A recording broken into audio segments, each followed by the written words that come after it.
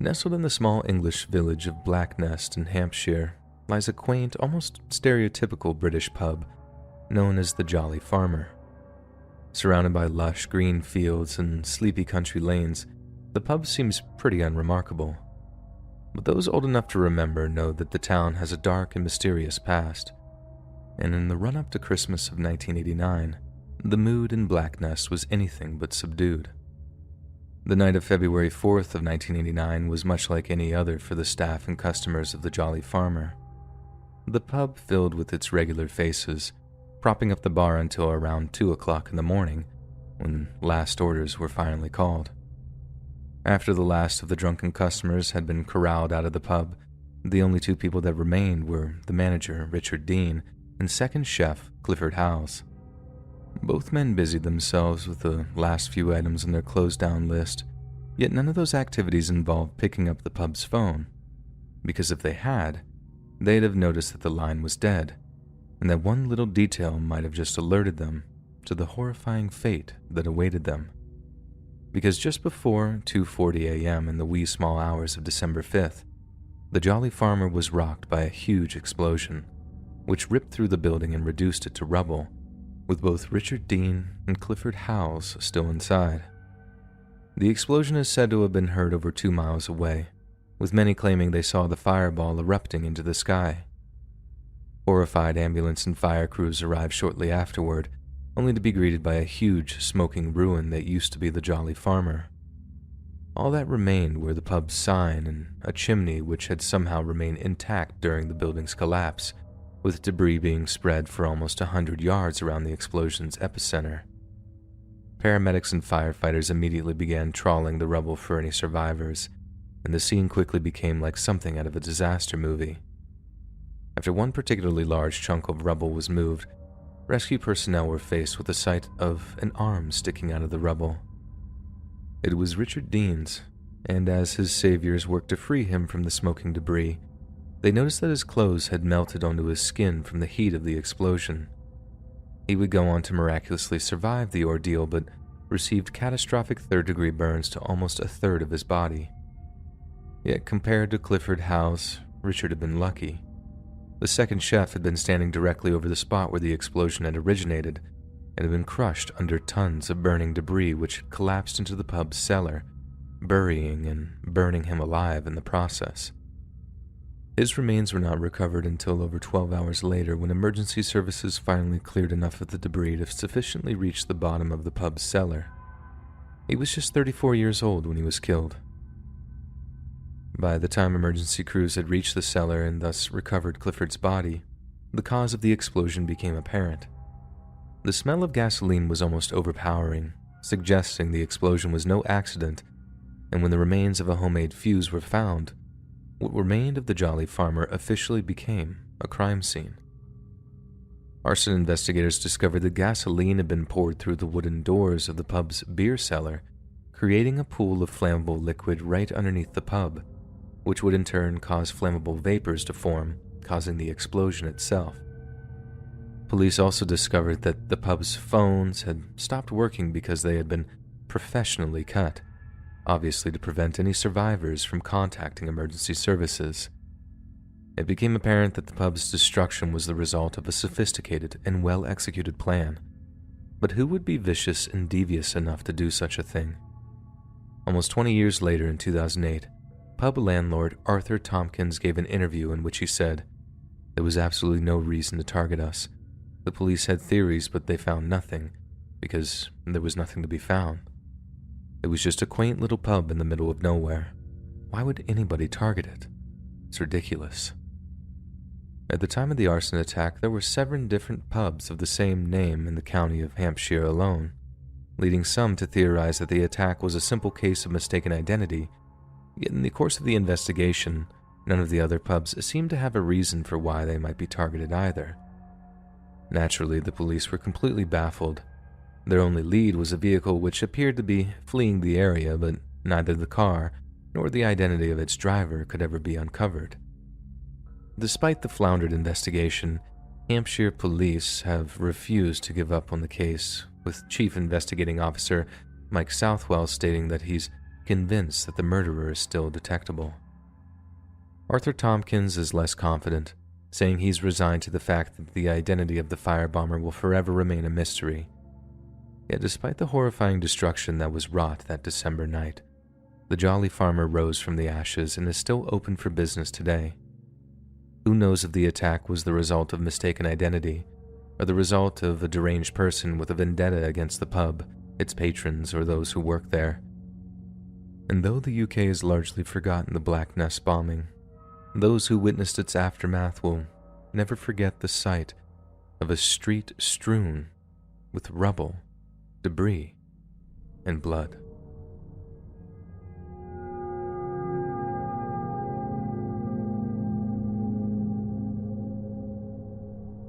On the eve of their wedding day in January of 2006, the future looked bright for Bruce and Sylvia Pardo. With a combined income of over $150,000, the couple's fledgling marriage promised to be very comfortable, and they had recently purchased a $500,000 home in Montrose, California. It was on a quiet suburban cul-de-sac, just up the hill from the Holy Redeemer Catholic Church, where Bruce volunteered as an usher at the children's mass. Bruce was making $122,000 a year as an electrical engineer at ITT Electronic Systems Radar down in Van Nuys, and together the couple built a nest egg of almost $90,000 in just 2 years. In his spare time, Bruce either worked on home improvements or walked Saki, the couple's big brown Akita, over at the neighborhood dog park. Yet despite their opulent and initially congenial married life, there was soon trouble in paradise. By December 2007, Sylvia was sleeping in the spare bedroom while spending weekends at her parents' place. 2 months later, she told Bruce she wanted a divorce. Sylvia filed court papers asking for attorney's fees and $3,166 in monthly spousal support. The situation has become untenable, she wrote in one document, and continuing the marriage is not an option. Sylvia also claimed her husband had drawn down their $88,500 savings to $17,000 in just 2 months and was transferring funds to a private account in an attempt to withhold capital from her. This attempt was identified and stopped by Sylvia's attorneys, and the results were disastrous for Bruce. As a result of his malpractice, Bruce lost his job at ITT and soon was drowning in debt while struggling to find work. He begged the court to grant him spousal support until he could find employment, complaining that his former employer had failed to provide him with a severance package and that he was losing $2,000 a month in expenses. Yet instead of granting his request, the court ordered Pardo to pay his ex-wife $1,785 a month in spousal support, plus $3,570 for past payments. When the divorce was settled, he was also ordered to pay his ex-wife an additional $10,000 for past payments, but most painfully, he was forced to give her custody of their big brown Akita, Saki. By Christmas of 2008, Bruce was flat broke and desperate. He told a close friend that he was considering leaving California altogether and was searching for work up in Iowa of all places. He said his plan was to perform one last Christmas Eve midnight mass at his church and that he'd leave for Iowa before the holidays were through. But as it turned out, Bruce decided on a very different course of action instead. On Christmas Eve of 2008, Bruce Pardo had started drinking early. Some say he might have been in two minds regarding what he was about to do, but in reality, Bruce had been planning it for months. He'd been tinkering away at something in the garage of his home, one of the few things he'd managed to retain from what had been some pretty brutal divorce proceedings. The device had taken weeks to perfect, and he'd be darned if he wasn't going to give it a proper field test. After finishing off a bottle of vodka, Bruce walked into his bedroom and found his outfit for the evening laid out on the bed. It was a bright red Santa Claus costume, complete with black boots, bushy white beard, and most importantly, the iconic red hat. He then packed a few things in his car, climbed into the driver's seat, and drove off into the night. Just before 11:30 p.m., Bruce Pardo parked up outside a large middle-class home in Covina, California. He got out of his car, grabbed a special package from the back seat, then made his way to the front door. From the doorstep, Bruce could hear a party of about 24 guests was going on inside. There was laughter, the clinking of glasses, and classic Christmas songs playing on some crisp-sounding stereo system. Bruce raised his hand and knocked on the door of a house containing his ex-wife and her immediate family. Inside, an 8-year-old girl heard the knocks, then excitedly rushed to the door to investigate. When she opened it, she must have been nothing short of delighted to none other than Santa Claus himself, standing in the threshold. And even better, he actually had a wrapped present under his arm, too. Bruce was numb from the liquor. He knew what he was about to do was vile, evil, in fact. He just didn't care. He had only one thing on his mind that night, the same thing he'd fixated on for months prior: revenge. Bruce reached into his Santa suit, pulled out a handgun, and sent a bullet tearing through the little girl's head. He then stepped over her body, burst into the living room, and began to open fire on the 24 remaining party guests. What followed was the very definition of horrifying and chaotic. Guests dove for cover, scrambling for the exits as a gunman dressed as Santa Claus continued to systematically slaughter them. Some didn't even have a chance to react, mistaking Bruce's outfit for a harmless prank and watching gormlessly before their loved ones were murdered. Others who tried to flee were clipped by Bruce's bullets, then shot execution style as they lay helpless on the floor. One girl leapt from a second-floor window, breaking her ankle when she smashed into the concrete below. A total of 16 of the 25 guests managed to make it out that night, yet despite being out of live targets, Bruce wasn't done wreaking havoc. He opened the gift-wrap package and took out a homemade pressurized device that would douse the interior of the house with a flammable cocktail made up of high-octane racing fuel and compressed air. Essentially, he'd built a homemade flamethrower, and he intended to use it in the incineration of all that Sylvia held dear. Thankfully, Bruce's despicable scheme went horribly wrong when the canister's vapor suddenly ignited upon release. The ensuing fire caused Bruce to suffer third-degree burns to his arms and legs, with the heat being so intense that portions of the Santa costume were melted onto his flesh. Meanwhile, party guests who had managed to escape the massacre began calling 911 to report the shootings and the fire. "He's shooting my whole family. My mom's house is on fire," Pardo's ex-sister-in-law told an emergency dispatcher. "We need someone immediately. My daughter's been shot in the face." Police and firefighters who first arrived on the scene believed Bruce had perished in the fire when in fact, he had somehow survived horrific burns and smoke inhalation and was en route to his brother's house roughly 25 miles from Covina. It took almost 100 firefighters an hour and a half to get the inferno under control. A subsequent inspection of the interior yielded the charred remains of 3 victims, with the remains of 5 additional victims being discovered shortly afterward. The hunt for Bruce Pardo was on, with authorities desperate to locate him before he could kill again. But around 3:30 a.m., they received a call from a man who claimed to be Bruce's brother, and he had some shocking news for them. When police officers arrived at Bruce's brother's place, they found him dead from a self-inflicted gunshot wound to the head. Using plastic wrap and a girdle, police found $17,000 in cash strapped to Bruce's body. He was also in possession of a plane ticket to Canada that was scheduled to leave the day after the massacre. They also found what was described as a virtual bomb factory inside his home. Inside Bruce's car, police found roughly 300 rounds of ammunition, 2 computers, a map of Mexico, and a booby trap that was rigged up to a flare. An FBI ordnance disposal team attempted to disarm the device, but the attempt failed catastrophically, and the car exploded.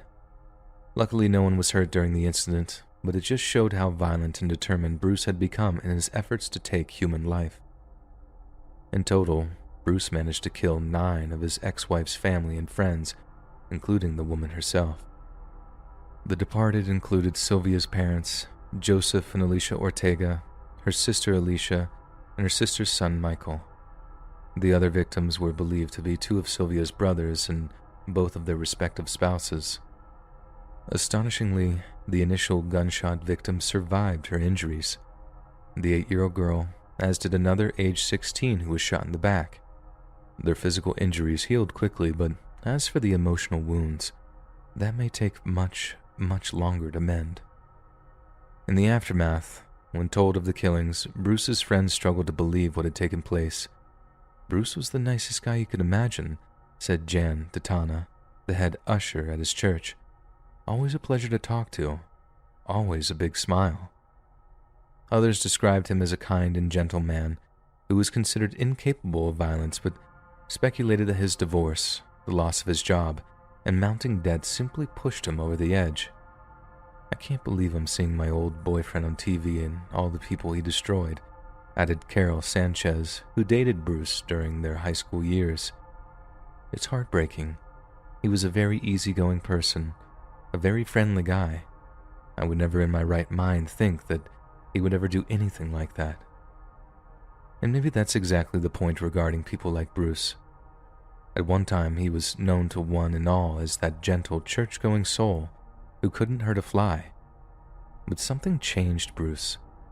In the middle of all that sadness and loss and pain and grief, Bruce just stopped being Bruce. Something buzzed up a nostril and into his skull, laying hateful little eggs that would grow and fester until all that was left was bile and malice. Bruce didn't die out on his brother's property when he took his own life. Bruce Pardo died when his soul ran out of stamina and sank slowly into the deep, dark void to drown in his grief forever.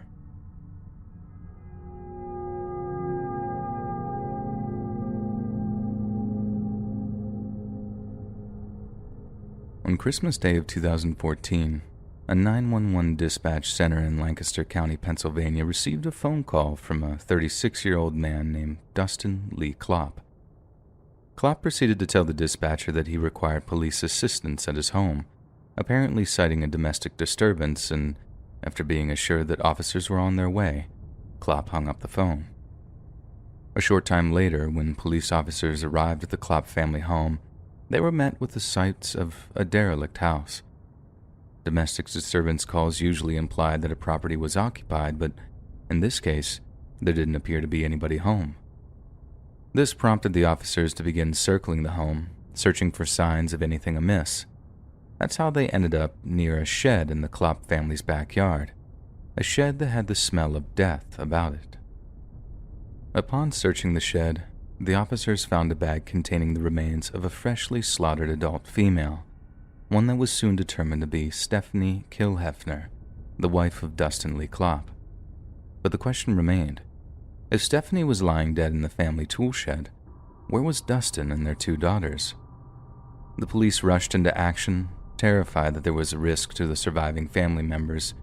It was imperative that they located Dustin, at least to inform him that his children were missing.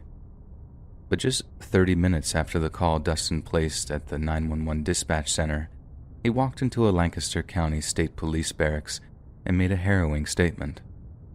"My name is Dustin Lee Klopp," he told the officers at the front desk, "and I murdered my wife." Homicide detectives then took Klopp into an interview room and began to take down his confession.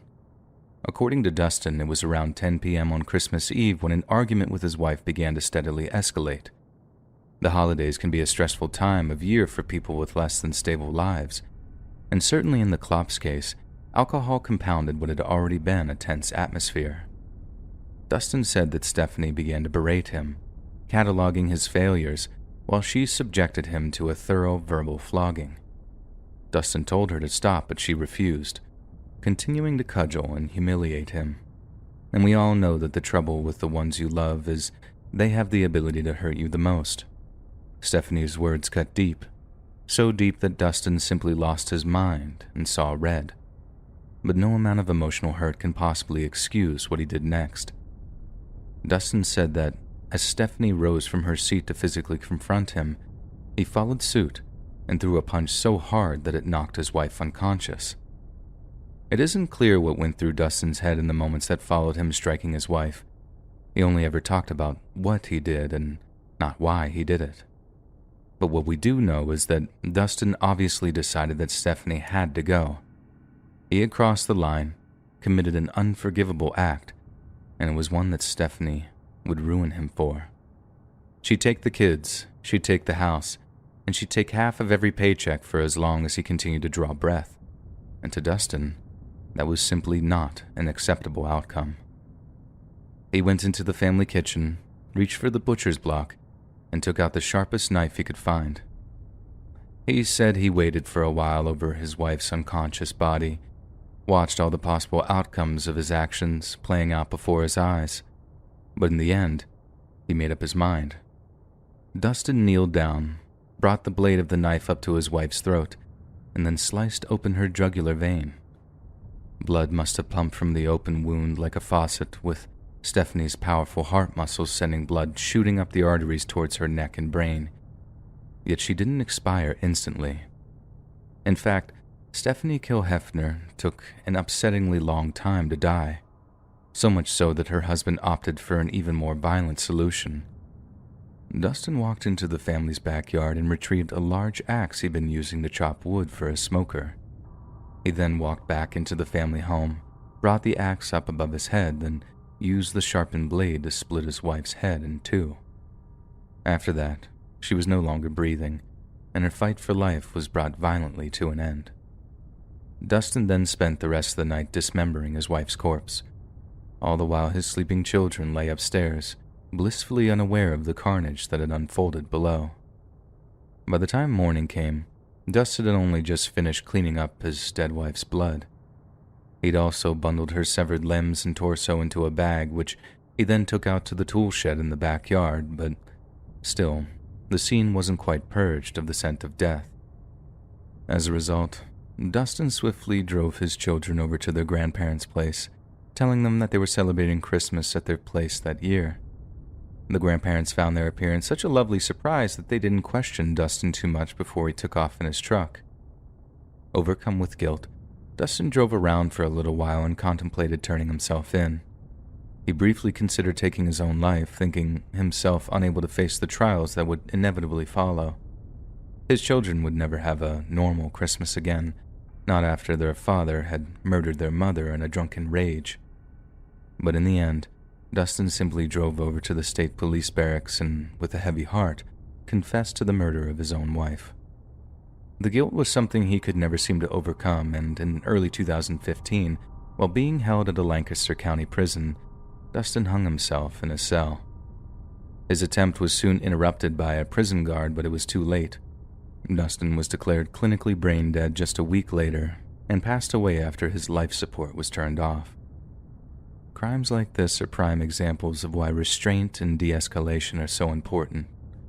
When Dustin lost his temper with his wife, he not only lost the moral high ground, he kicked off a chain of events that would end with the deaths of both himself and his wife.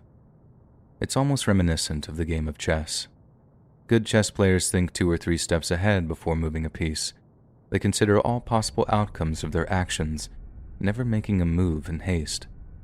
Maybe that's why such an ancient game is still so relevant today, in which case, maybe we should think a little more like chess players.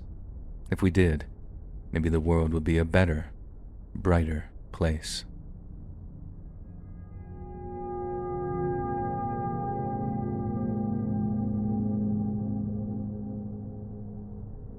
On a freezing New York evening, just 3 days before Christmas, the Harris family received the last visitor its members would ever see.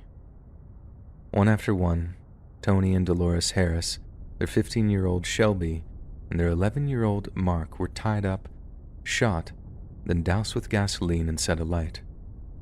Their horribly scorched and disfigured corpses were discovered the following morning after a neighbor of theirs complained to the fire department about a smoke alarm going off on their property. Police said that there was no sign that an intruder had forced entry into the house, leading them to believe that they had either snuck in through an open door or window, which was highly unlikely given the cold winter, or that the killer was someone they'd known and trusted. However, as State Police Captain Carl Shavers stated to the media, it's a tragedy. These were very outgoing people who would open the door to just about anyone. In the immediate aftermath, police struggled to discern a motive to the murders, and they soon enlisted the help of FBI agents in their quest for solid leads. A brown and tan van was discovered to have been taken from the family's garage, and it was recovered later in the parking lot of a mall nearby. Police then stated that they said that they wished to speak with a cyclist who was seen riding through the area shortly before nightfall on December 22nd, but no one came forward. As the Christmas wreaths and red ribbons still fluttered from the doorways of the gray two-story house, they were soon joined by yellow crime scene tape. The Harrises lived in Ellis Hollow, a quiet neighborhood set between forested hills just north of Ithaca in western New York State. The family had moved there in 1986 when Tony Harris was named sales director of Deanco, a Syracuse-based electronic equipment distributor.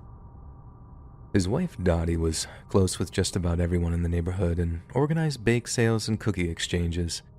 She was active in the PTA and the Ellis Hollow board, and she opened a crafts and gift shop, the Grey Goose, in the barn next to the house. Neighbors said the crime rate was extremely low, with roughly one incident of theft or burglary being recorded every year. Tompkins County Sheriff Robert Howard mentioned that there hasn't been a murder in Ellis Hollow in a long, long time, and naturally, its residents were suitably horrified by such a brutal familicide. "About the worst thing that happens here is a car accident in the winter," said Pat DeMaine, who lived 2 houses from the Harris residence. Ellis Hollow was the kind of place where people left their doors unlocked and neighbors watched each other's children. Yet after the Harris murders, they started to peer cautiously through their windows before answering the door. At the family's collective funeral, loved ones and neighbors described them as active and wall-like members of the community. "You can't think of anyone that would have a grudge against them," said Ann Parziale, a friend of Mrs. Harris. "People can't understand how it could happen. This is a very wholesome, family-oriented community. Those things aren't supposed to happen here in this community," added Edgar Clemens, a retired schoolteacher who had lived on Ellis Hollow Road for 26 years. "I don't think anybody around here slept Saturday night. I've opened the door to people whose cars have broken down. I don't think I'll do that anymore." Police quickly uncovered a suspect, an ex-con known as Michael Kinge, and set about tracking him down. Yet when they finally cornered him in his apartment complex, Kinge produced a shotgun, placed it under his chin, and threatened to take his own life. The cops held their fire, promising to bring in a trained negotiator in the hopes of de-escalating the situation. But before this negotiator arrived, Kinge aimed the shotgun at police officers and fired. Thankfully, the shot sent lead fragments spraying harmlessly above their heads, and law enforcement's return fire was considerably more accurate. But before he fell, Kinge turned the shotgun on himself, racked a shell into the chamber, and fired. The Tompkins County Medical Examiner found that the shot Kinge fired in his attempt at taking his own life had merely grazed the left side of his face, and it was the police's small-caliber handgun ammunition that had put him down. However, given the circumstances of Kinge firing a shot at them, his death was ruled a justifiable homicide. Obviously, Kinge was never put on trial for the murders, but him taking his life by cop was seen by many as a tantamount to an admission of guilt. This was later confirmed when a sawed-off rifle found in the suspect's apartment was positively identified as the weapon used to kill the Harris family. Kinge's mother was wrongfully convicted of being involved in the murders, and it ended up being a major police scandal, but aside from this horrifying miscarriage of justice, the really disturbing thing is that the motive behind the killings was never determined. No one knows why a small-time crook like Michael Kinge just suddenly snapped and chose the most wonderful time of the year for one of the most heinous crimes in history.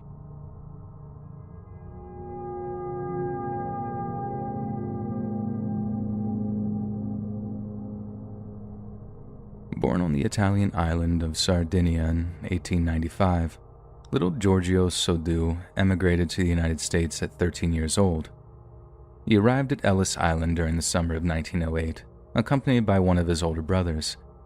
But as soon as both boys had cleared customs, the older brother turned around and sailed right back to Sardinia, leaving poor little Giorgio all alone in New York City. It's not clear why this older brother didn't stay with him, or why little Giorgio was sent to America at such a young age. Giorgio didn't like to talk about Sardinia or the reasoning behind his daunting journey across the Atlantic. Giorgio eventually changed his name to George Sauter and found work on the railroads of Pennsylvania. He started off as a water boy, but was eventually promoted to the position of driver in Smithers, West Virginia, saving his pay until he was able to start his own trucking company. George and his handful of employees hauled fill dirt to construction sites and later took to hauling the coal that West Virginia is famous for. It was while working in Appalachia that George met a girl named Jenny Cipriani, a fellow immigrant from Italy, and as it turned out, she had arrived in the United States around the same time George did. They began dating and married shortly afterward, settling in a 2-story timber frame house 2 miles north of nearby Fayetteville. Over a 10-year period, Jenny and George would go on to have a jaw-dropping 10 children, the first of which was born in 1923. With his prospering trucking business making a handsome profit, George was more than able to provide for such a large family. But the man was as outspoken as he was hard-working, and was particularly vocal regarding his hatred for Benito Mussolini, the brutally fascist dictator of Italy. This led to many an argument with other members of the local Italian-American community, and he was said to have almost come to blows with 1 or 2 of the pro-Mussolini camp. His passionate opposition was probably motivated by the fact that Joe, his second oldest son, had left home to fight in Europe in 1943. 18 months after Joe's departure, Mussolini was overthrown, tortured, and then executed by Italian freedom fighters. George welcomed the news with jubilance, and was said to have publicly celebrated the dictator's death among family and friends. Yet it seems that someone, somewhere, observed the commemorations with a vile contempt, and soon the Sauter family began to experience a series of sinister visitations. In October of 1945, George's older sons had also noticed a strange car parked along the main highway through town, its occupants watching the younger Sauter children as they returned from school. Then one day, there was a knock on the Sauters' front door. George answered the door to find an electrician on the doorstep. He didn't remember calling an electrician, but the man claimed to have been sent over on behalf of the local electrical company, with his task being to check the home's wiring. Confused but trusting, George welcomed the man into his home, who promptly began the inspection. By the time he worked his way around to the backyard, the electrician was telling George that the wiring in his house was faulty, so much so that it was a potential fire hazard. This confused George even more, as the entire home had been refurbished less than a year prior. But he took the man at his word, thanked him, then saw him out. George then called another electrician and asked him to come and take a look at the wiring. This new electrician confirmed his initial belief that there was nothing wrong with the wiring in his house, and told George that the electrical company doesn't just send guys around to check the wiring of houses. Whoever the man was, he certainly hadn't been with the electrical company. But if he wasn't an electrician, who was he? A week or 2 after the fake electrician had showed up, the Sauters received another knock at the door. This time, the man introduced himself as a traveling life insurance salesman and offered George extremely low rates on a lucrative policy. When George jokingly asked what the catch was, the man assured him there wasn't one, then said something to the effect of, "You never know. A guy who goes around making dirty remarks like you do, their home could just go up in smoke at any time. Then everything they've worked for, the nice house, the beautiful wife, the children, they're all going to be burned to cinders." It was all beginning to make sense. The visit from the fake electrician, the salesman's comments about a fire, it was a result of his opposition to European fascism. George told the man to get off of his property, warning him that any other solicited visits would be repulsed by force. The visits soon ceased after that, and in the run-up to the holidays, things began to return to normal. Christmas of 1945 was much like any other in the Sauter household. It was expensive, it was hectic, but to Jenny and George, watching their children open their presents was pure, unrefined joy. The eldest of their daughters, Marion, had been working in a dime store in downtown Fayetteville, and She surprised 3 of her younger sisters with new toys that she had bought for them as gifts. Around 10 p.m., the children were so excited that they asked their mother if they could stay up past their usual bedtime, and since it was the happiest day of the year, their mother agreed. The only condition was that they put the cows in and feed the chickens before going to bed. By 30 minutes past midnight, the whole family was asleep in their beds when, suddenly, their phone began to ring. Jenny Sodder woke up and walked downstairs to answer the call, but when she picked up, she didn't recognize the voice on the other end. It sounded like a young woman who was calling from a party, with loud voices and clinking glasses in the background. The woman addressed Jenny by a name she'd never heard of. Then, when Jenny told her she might have the wrong number, the woman laughed before hanging up the call. Confused but not alarmed, Jenny simply replaced the phone's handset and returned to bed. But that wasn't the last time she'd be woken up that night, because outside, in the cold December darkness, men were gathering, and they had evil on their minds. Just after 1 a.m., Jenny was once again awakened by the sound of something hitting the roof of her house. She later said it sounded like a bang, then a rolling noise, but it wasn't enough to wake up any other family members. Around 30 minutes later, Jenny was still lying in bed, wide awake, when she began to smell smoke. When she investigated, she found George's office was in flames, and hastily began to wake up the rest of her family so they could all evacuate. In the minutes that followed, both parents and 4 of their children, Marion, Sylvia, John, and George Jr., all escaped the house suffering from nothing but smoke inhalation. Once they were outside, George attempted to re-enter the house but discovered the stairs were on fire. It was then that he suffered through the horrific realization that his remaining 6 children were trapped in the rooms upstairs, soon to be engulfed by the raging inferno. He then rushed to the family phone, attempting to call 911 as his home burned, but the line was dead. He ran back outside, screaming for his daughter Marion to run to a neighbor's house so they could call the fire department. While this was occurring, a driver on the road nearby had also witnessed the blaze and had sprinted into a nearby tavern to call 911, yet they too found the phone line to be dead. An ominous pattern begins to emerge when we discover that Marion, upon arriving at the neighbor's house, heard them say something about the phone not working. In the end, it's believed the passing motorist was eventually able to reach the fire department from another phone in a tavern a few miles down the road. Clearly, someone had disconnected the phone lines not just to the Sodder household, but to the entire neighborhood. Upon learning that no one was able to contact emergency services, George Sodder flew into action. He ran into his backyard, where the family usually kept a long wooden ladder. But you guessed it, someone had taken the time to remove it from the backyard and it was nowhere to be seen. Then, completely barefoot, George climbed a wall of his house, breaking an attic window in an attempt to climb inside. Yet in the process, George cut his arm so badly that he was in danger of bleeding to death, and he was forced to retreat back down to the ground. Over the next 45 minutes, the 6 surviving Sodders had no choice but to watch their home being reduced to little more than a pile of cinders. They wailed and screamed as it did, assuming that the remaining children had perished in the fire. Due to the ongoing American contribution to World War II, the local fire department were painfully low on manpower. As a result, they failed to respond until around dawn, hours after the fire had started, and it was later discovered that the fire chief, a man named F.J. Morris, couldn't even drive the fire truck and had to wait until someone who could drive it was available.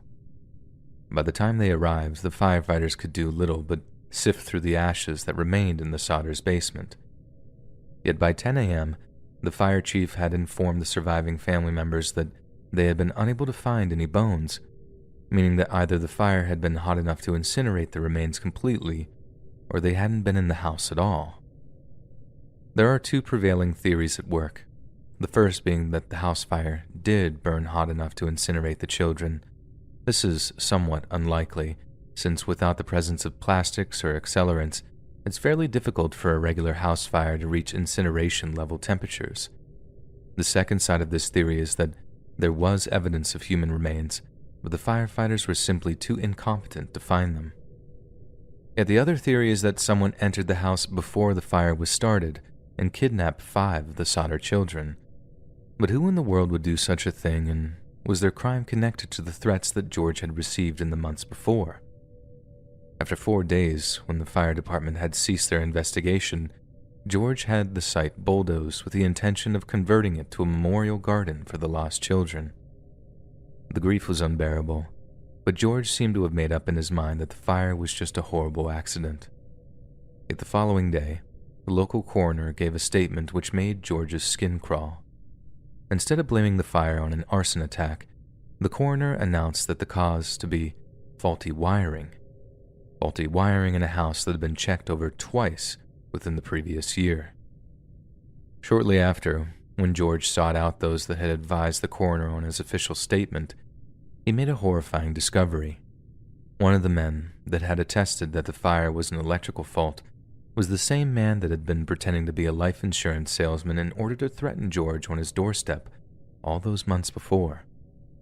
There seemed an obvious conspiracy at work, yet despite his pleas, no one would listen to George's theories on his missing children. The official take was that they died in the fire, and death certificates for the 5 children were issued December 30th. The local Fayetteville newspaper then openly contradicted itself, stating all the bodies had been found, but then later in the same story reporting that only part of one body was recovered, almost as if it had been edited at the last minute, but not thoroughly enough to eliminate all references to the children being missing. In the years after the fire, the surviving members of the Sodder family attempted to rebuild their lives. But as they did so, and the clouds of grief withdrew, they began to question the authorities' official explanation of the fire's cause. For example, if it had been caused by an electrical problem, why had the family's Christmas lights remained on throughout the fire's early stages when the power should have gone out? And remember the ladder George rushed to use, the one he usually kept in the backyard?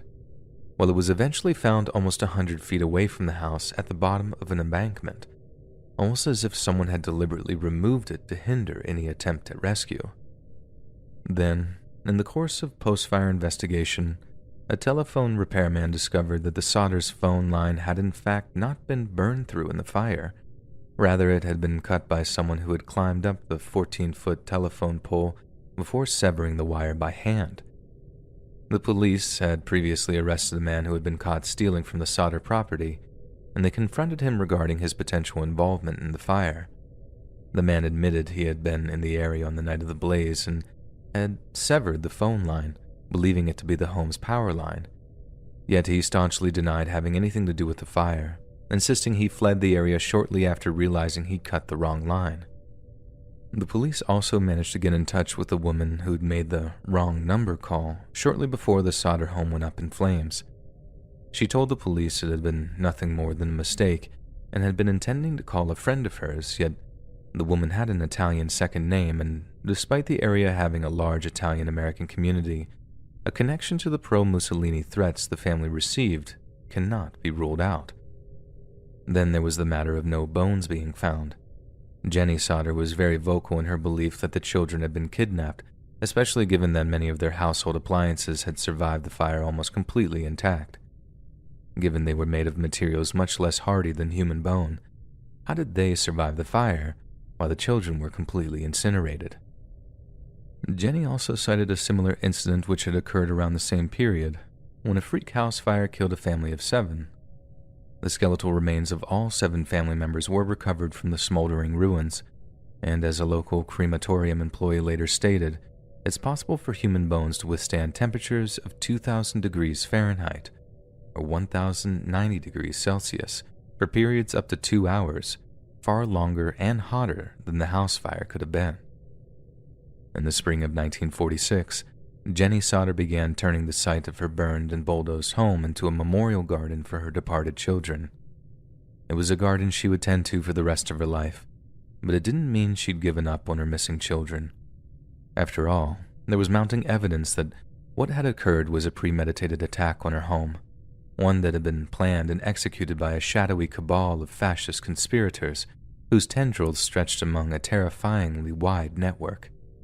It soon emerged that the driver of a bus, which had passed through Fayetteville late on Christmas night, said he had seen some people throwing balls of fire onto the roof of the house. This was corroborated a few months later as, once the snow had melted, young Sylvia Sodder found a small dark green rubber ball-like object in a brush near the ruins of their home. Could this have been the object which was thrown onto the Sodders' roof, perhaps after being wrapped in paper, doused in gasoline, and set aflame? The family's hopes were further renewed when several witnesses claimed to have seen the missing children after the home had collapsed in flames. One woman who had been watching the fire from the roadside said she had seen some of them peering out of the passenger car while the house was burning. Assuming they had been safely evacuated and were perhaps about to be taken to a hospital, she didn't think anything of it. Another woman who worked at a rest stop between Fayetteville and Charleston said she had served them breakfast the morning after the fire, and noted that they had traveled with a strange man who drove a car with Florida license plates. These new revelations prompted the Sodders to fire a private investigator, eventually deciding on a man named C.C. Tinsley from the nearby town of Golly Bridge. Tinsley confirmed that the very same insurance salesman who had threatened them with a fire over George's anti-Mussolini sentiments had been on the coroner's jury that ruled the fire an accident. It had been no coincidence, no mistake. There was an obvious conspiracy at work. Tinsley also learned that despite the official account being that no remains had been found in the ashes, a scorched human heart had been found, which he later packed into a metal box and had buried in secret. The fire chief himself had apparently confessed this to a local minister, who broke confidentiality to confirm this to George Sodder in person. George then rushed to confront the fire chief, the same man that had claimed not to know how to drive his own fire truck, and was told that in reality, what had been buried was a fresh beef liver. He supposedly placed it there in the hope that the Sodders would eventually find it and would finally be satisfied that the missing children had indeed perished in the flames. This newest twist seems to have driven George to the very limits of his sanity. At one point, after seeing a picture of some young New York ballet dancers in a magazine, one of whom resembled one of his missing daughters, he drove all the way to the school, where his repeated demands to see the girls were refused. George was eventually escorted from the premises by forceful but sympathetic police officers. George then contacted the Federal Bureau of Investigation, claiming that since the children were kidnapped, it was within their remit to investigate. J. Edgar Hoover himself responded to the letters, stating that, although I would like to be of service, the related matter appears to be of local character and does not come within the investigative jurisdiction of this bureau. If the local authorities requested the Bureau's assistance, he would of course divert human resources to assist them. But the Fayetteville police and fire departments had declined to do so, relaying the questionable statement that they were capable of handling the investigation themselves. Then, in August of 1949, several small bone fragments were unearthed from the buried ruins of the Sodder family home, and after analysis, were determined to have been human vertebrae. A specialist later confirmed that they were pieces of lumbar vertebrae, yet quickly added that they were from a person between the ages of 16 to 22. This almost completely ruled out the possibility of the fragments belonging to one of the deceased Sodder children, as the oldest missing child was just 14 at the time of the fire. This expert also stated that there was no scorch marks on the bone, adding that it was very strange that these bones were the only ones found. These new findings attracted national media attention, and the West Virginia legislature held 2 hearings on the case in 1950. However, authorities later told the Sodders that their case was hopeless, and that seems to have been the point where all investigations, both private and official, ceased entirely. But still, the Sodders didn't give up hope of finding their missing children. They printed flyers, offered a $10,000 reward, and even put a billboard near the site of their incinerated home, begging people with information to come forward. George followed up leads personally, traveling to the areas where tips had come. For example, a woman from Missouri claimed little Martha was being held in a convent there, while a bar patron in Texas claimed to have overheard 2 other people making incriminating statements about a West Virginia fire that happened on Christmas Eve some years before. When George heard later that a relative of Jenny's in Florida had children that looked similar to his, the relative had to prove the children were his own before George was satisfied. The incident clearly had a horrendous effect on George Sauter's psyche, and he remained an angry, heartbroken, and deeply suspicious man for the rest of his life. The fates of the missing Sauter children remain a mystery to this very day, and despite the fact that several people claim to have met grown-up versions of the children, the case is unlikely to be solved anytime soon. And that makes it all the more frightening that there seems to have been a violent group of fascist sympathizers on America's East Coast during World War II, a group that was equipped, motivated, and hateful enough to execute a kidnapping so intricate and effective that they could make 5 innocent children disappear without a trace.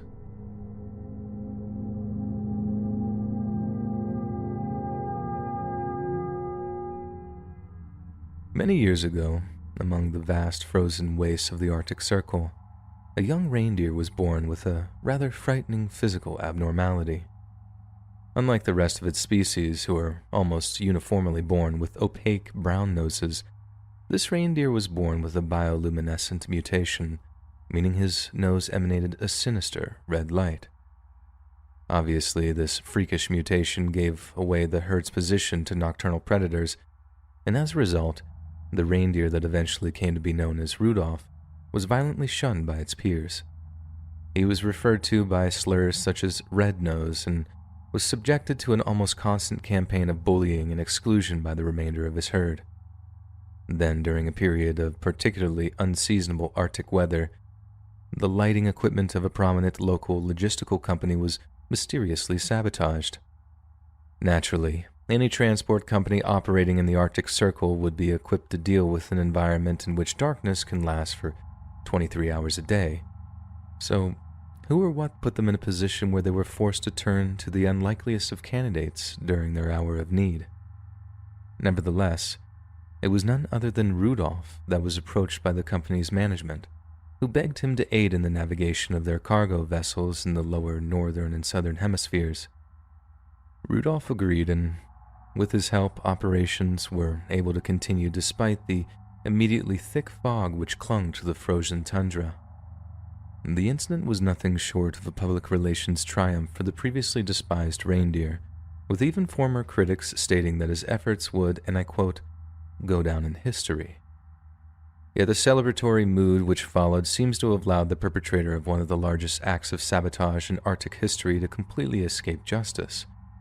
Only a handful of suspects were ever considered, and each walked free after a brief period of questioning. Yet somehow, the one person with everything to gain from the sabotage was never brought in for questioning. It's awfully convenient that Rudolph, the one creature whose body had the ability to create its own natural light, would be in the position to bail out a company that some called too big to fail. And despite calls for him to be formally questioned regarding his whereabouts on Christmas Eve, law enforcement has thus far neglected to act on them. Maybe Rudolph is just an unlikely but well-deserving hero, a reindeer who found himself in the right place at the right time. But maybe, for a reindeer who was nothing but shunned, humiliated, and tormented until his early adult life, making himself a hero is just the first phase of a terrible, bloody revenge. Hey friends, thanks for listening. Click that notification bell to be alerted of all future narrations. I release new videos every Monday, Wednesday, and Friday at 7 p.m. Eastern Standard Time. If you got a story, be sure to submit them to my subreddit, r/Let'sReadOfficial, and maybe even hear your story featured in the next video. And if you want to support me even more, grab early access to all future narrations and bonus content over on Patreon, or click that big join button to hear about the extra perks offered for the channel. And check out the Let's Read podcast, where you can hear all of these stories and big compilations and save huge on data, located anywhere you listen to podcasts. Links in the description below. Thanks so much, friends. And remember, #Torque for Fry.